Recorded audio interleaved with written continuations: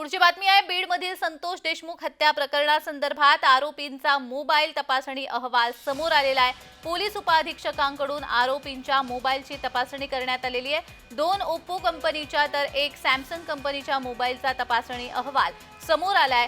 मोबाईलमधून देशमुखांच्या हत्येचे video, photo, audio call जप्त करण्यात आलेले आहेत। मोबाईलमधून देशमुखांच्या हत्येची क्रूरता समोर आली होती। संतोष देशमुख यांना मारहाण करताना ज्या मोबाईलमध्ये चित्रीकरण केलं होतं त्या मोबाईलचा तपासणी अहवाल आता समोर आलाय।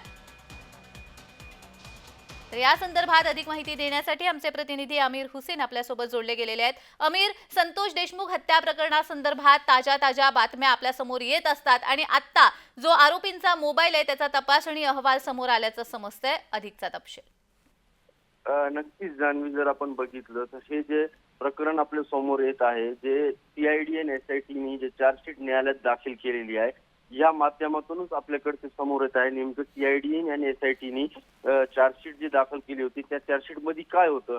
तर आपल्या समोर थोडे पानं समोर येऊ राहिलेत की या चार्जशीट मध्ये नेमकं काय काय लिहिलेलं आहे आणि हे प्रकरण कसं घडलं होतं। आपण जर बघितलं तर संतोष देशमुख हत्या प्रकरणाचे आरोपी मोबाईलची तपासणी करण्याचा अहवाल आता समोर आलेला आहे। अनिल गुजर यांनी पोलीस उपाध्यक्षांना केलं होतं आरोपींचं मोबाईलची तपासणी।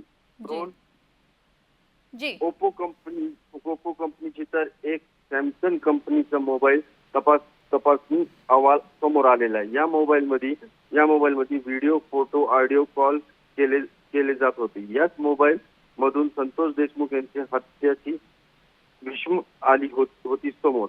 संतोष देशमुख यांच्या मारहाण करतानाच्या जे मोबाईल मध्ये चित्रीकरण केलं होतं त्या मोबाईलची तपासणी अहवाल समोर आलेला आहे। म्हणजे जे आपण ह्याच्या आधी जर बघितलं होतं की एसआयटीने आणि सीआयडीने एक अहवाल दिला होता की संतोष देशमुखला मारताना एक व्हिडिओ कॉल करण्यात आला होता, ते व्हिडिओ कॉल रिकव्हर करण्यात आला होता जान्हवी। ते रिकव्हर कॉल कोणत्या मोबाईल मधून आला होता तर 2 कंपनीचा मोबाईल होता, एक ओप्पो कंपनीचा आणि एक सॅमसंग कंपनीचा।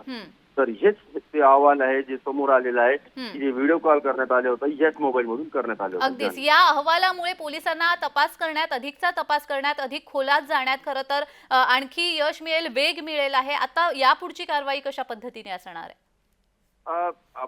पोलिसांना तपास म्हणजे हे जे तपास केलेला आहे कोणी केलेला आहे, सीआयडी आणि एसआयटीने केलेलं आहे। हे तपास करूनच न्यायालयात हे चार्जशीट दाखल करण्यात आलं। आपल्याला चार्जशीटवर आल्यानंतरच हे कळालं की एवढं खोलात जाऊन एसआयडी आणि सीआयडीने काम केलेलं आहे आणि ते तपास केलेला आहे। म्हणजे आता हे न्यायालयाने प्रक्रिया झालेली आहे। आपल्याला लवकरच कळेल की न्यायालयात जेव्हा ह्याची दोन्ही वकिलांमधून युक्तिवाद होईल, नेमके काय होईल पुढच्या तारीखामध्ये आपल्या समोर येईल जाणीव। अगदीच आमिर, आणखी एका बातमीसाठी माहिती अपेक्षित आहे, असेच जोडलेले रहा।